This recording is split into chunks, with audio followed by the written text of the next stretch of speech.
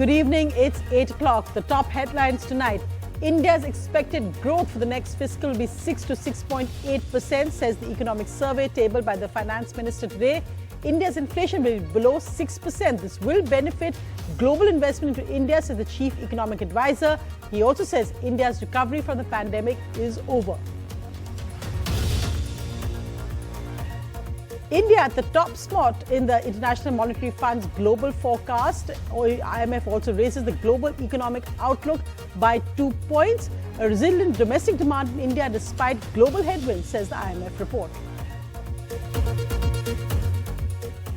President Murmu in her first presidential address lauds a fearless and decisive government. The Prime Minister meanwhile says India's budget is the bright spot in the global economy. AAP and KCR's new National Party boycott the President's address. Amid turbulence, the Adani FPO, India's largest, is fully subscribed 1.12 times. Markets closed marginally up today. However, the bad news is a major drop in the rupee by 42 paise, closes at 81.92 to the dollar. Finally, Visakhapatnam will be Andhra Pradesh's new capital. Chief Minister Jagan says he will also be shifting to Visakhapatnam.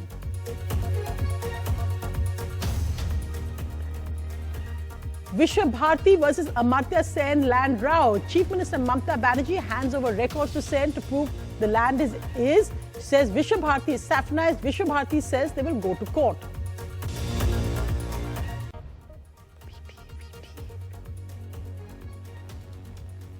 Our lead story tonight. Well, the report card of the Indian economy, the economic survey tabled by the finance minister today, a day before tomorrow's budget, forecasts a slowed growth of between 6 to 6.8%. The earlier forecast was 7%. But this does retain India's status as the fastest growing economy. In an exclusive interview to NDTV, the chief economic advisor highlighted the risks that could take the GDP growth lower than the forecast, but says he's confident it will be between this range.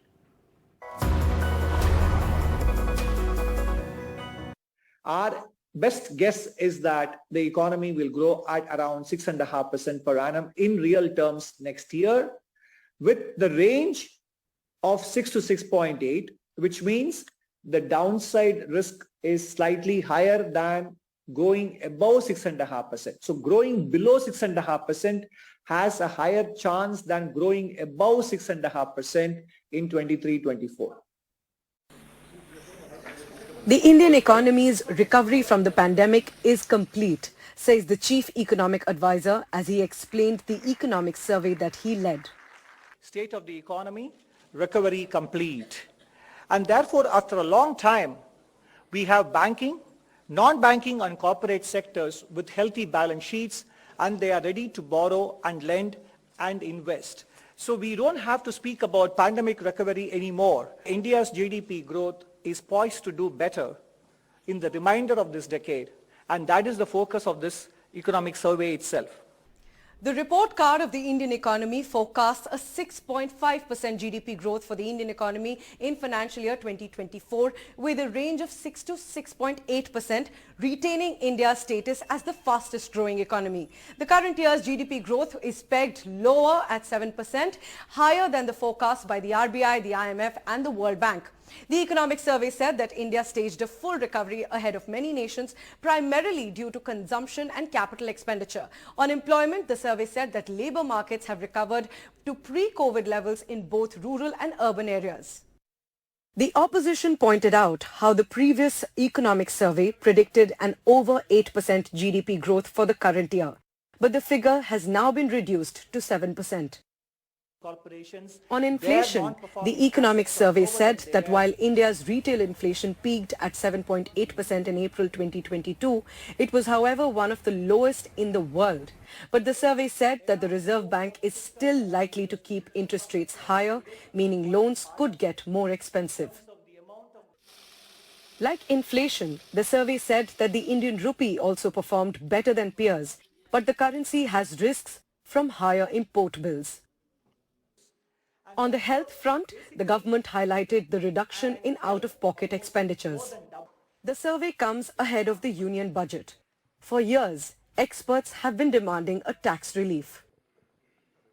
हो सकता है कि tax rates reduce करे for the low income segment. The second can be by reviewing the tax slabs itself. So that we would leave it to the finance ministry to decide what is the appropriate way. लेकिन हमारे हिसाब से ये करने से जो common man है इन्हें ग्रेटर सिक्योरिटी मिलेगी. एक बार ग्रेटर सिक्योरिटी हो तो उनकी स्पेंडिंग भी इंक्रीज होगी. And consumption is a very large part of our economy. तो हमारे कंजम्पशन ड्रिवन ग्रोथ ये कंटिन्यू रहनी चाहिए. The other highlights of the economic survey included confidence that the government is on track to achieve its fiscal deficit target of 6.4%. It also put climate change in focus, echoing the call for climate finance and highlighting the upside risks to food prices caused by climate change. The survey said that economic growth will be boosted with measures to boost manufacturing. It remains to be seen whether the budget will focus on similar themes as well. In New Delhi with Himanshu Shekhar, Priyanshi Sharma for NDTV. And Priyanshi joins me live now. So Priyanshi, an optimistic economic survey there before tomorrow's budget, and also some good news coming from the IMF for India and global growth. That's right, Sonia. The IMF called India a bright spot in the global economy as it retained India's growth forecast for the current year.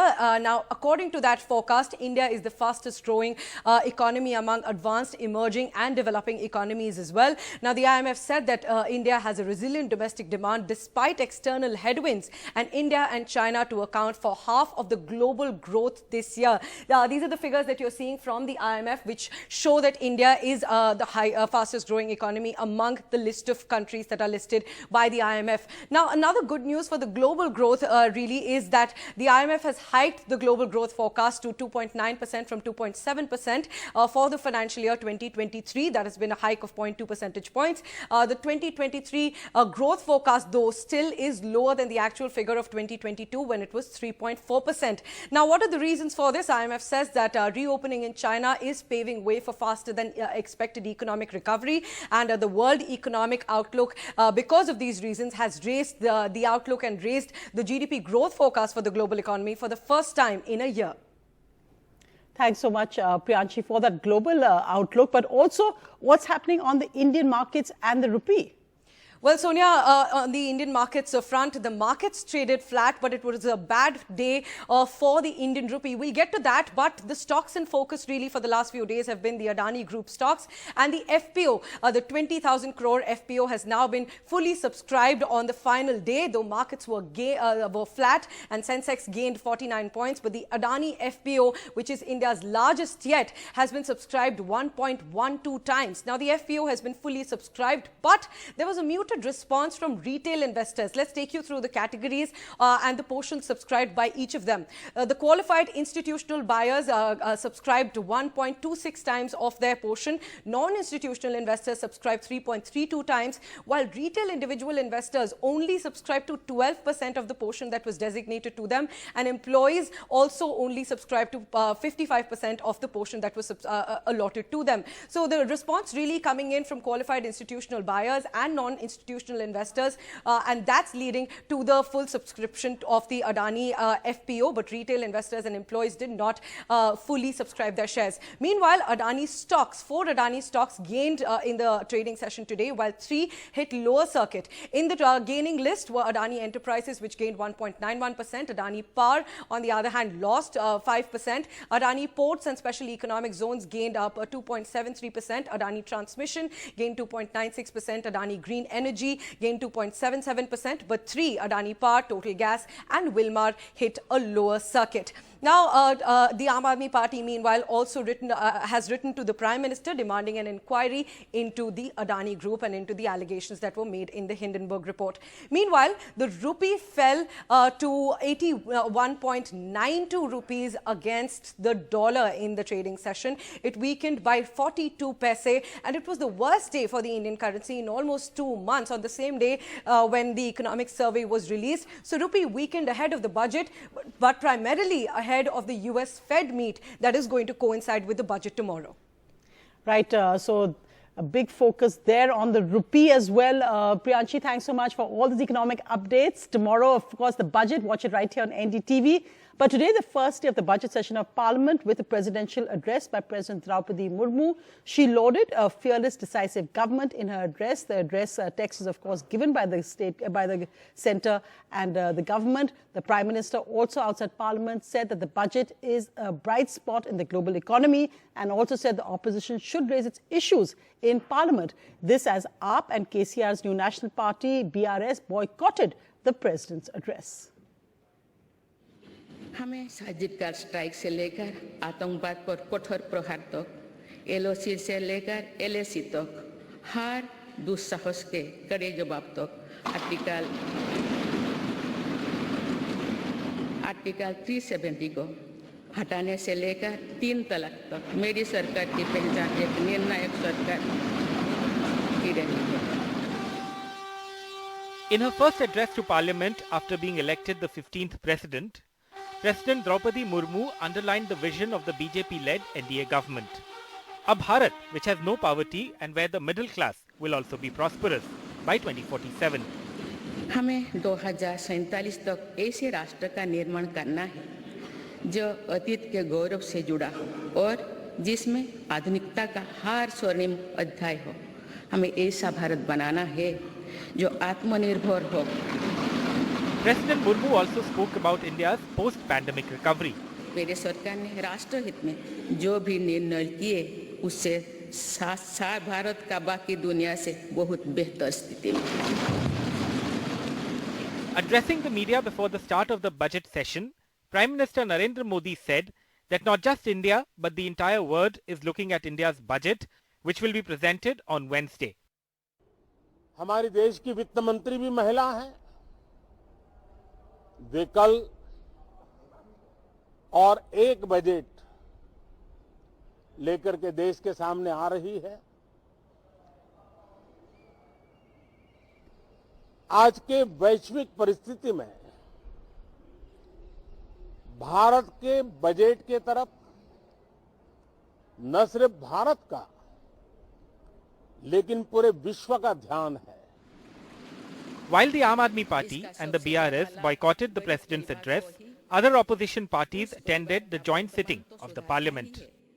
हमें जो देखने को मिलता है वो ये है कि कथनी और करनी में अंतर दिन पे दिन बढ़ते जा रहे हैं. चारों तरफ बेरोजगार, चारों तरफ आर्थिक जर्जर हालत, किसानों की दुर्दशा, बदहाली सब हम देखने को मिलते हैं.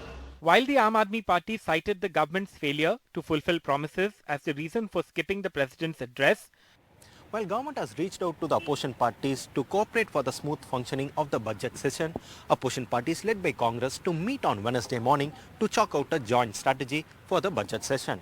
With camera person Gauri Prasad, this is Arvind Gunasekar for NDTV. In other news, a big announcement by Andhra Pradesh Chief Minister Y.S. Jagan, who has said that Visakhapatnam will be Andhra Pradesh's capital in the days to come and that he himself will shift now to Visakhapatnam. This came before a crucial Supreme Court hearing in the matter. Here I am to invite you to Visakhapatnam, which is going to be our capital in the days to come. I myself would also be shifting over to Visakhapatnam in the months to come as well.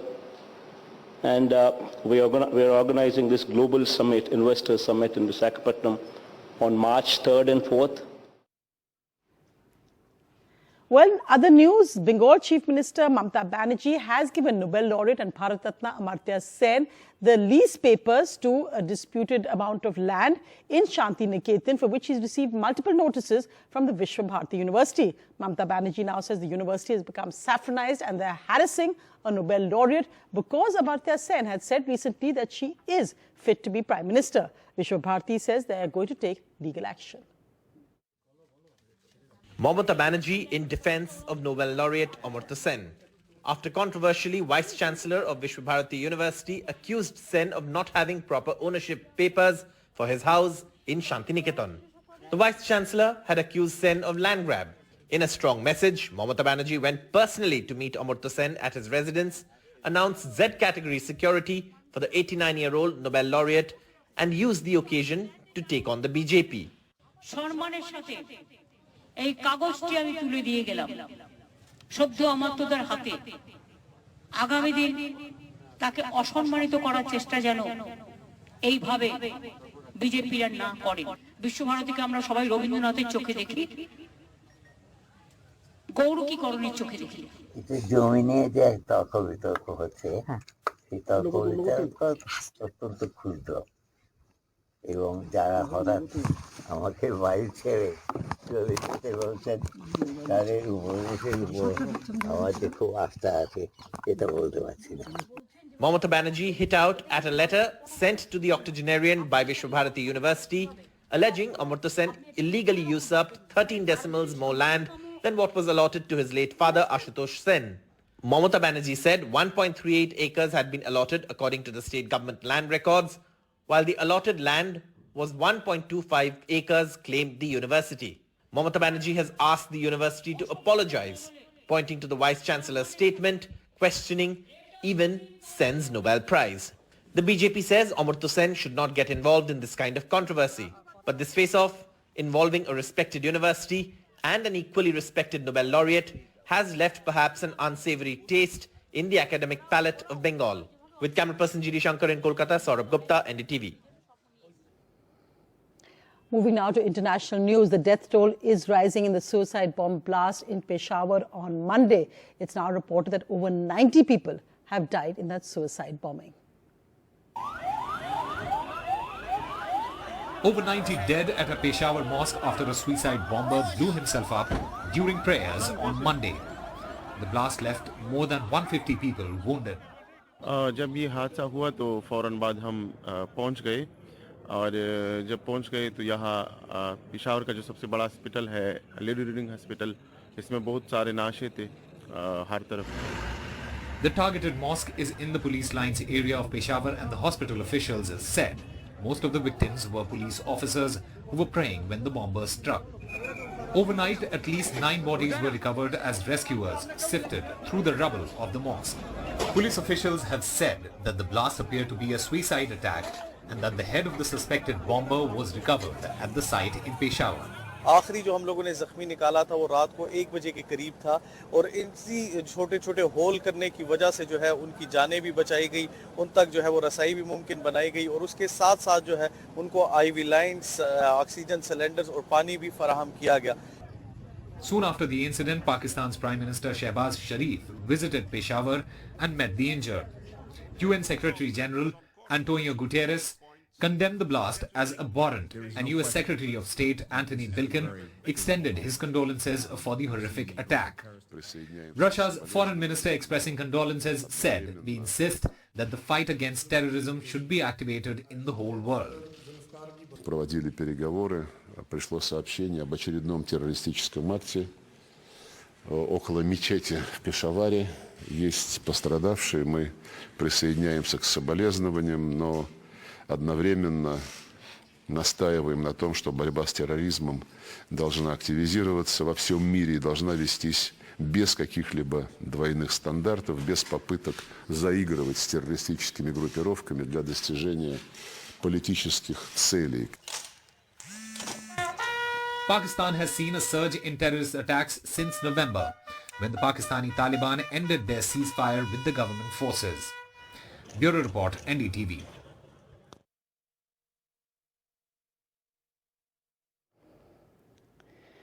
Well, in other news coming in, 97-year-old ex-law minister and senior Supreme Court advocate Shanti Bhushan has died. Alok has more details. Alok, what do we know at this point? Sonia, he was ill for a while. He was 97, as you pointed out, and he died earlier today. I think it's important to also talk about who Shanti Bhushan actually was. He was the former Law Minister of India between 1977 to 1979, as we all know. But I think he was most famously known for having represented Raj Narayan in his case against Indira Gandhi in the 70s. And Indira Gandhi had won an election, but Raj Narayan, her opponent, went to the Allahabad High Court alleging electoral malpractices, and Shanti Bhushan, who was a noted lawyer, even then he went and represented Raj Narayan in the Allahabad High Court, and the Allahabad High Court eventually disbarred Indira Gandhi from holding office, etc. He was also remembered, Sonia, for forming an organization called the Center for Public Interest Litigation, and he actually did file many critical PILs before various courts. In fact, one of his last PILs, so to say, very famous ones, was a PIL that he filed to his son, the noted lawyer Prashant Bhushan, about challenging the Chief Justice of India's authority as the master of roster or in allocating cases. This was something that he did in 2018, and that's something, so he leaves behind a very rich legacy, so to say. Yes, of course, and his son, senior advocate Prashant Bhushan, our condolences to him and the family. Thanks for those details, Alok.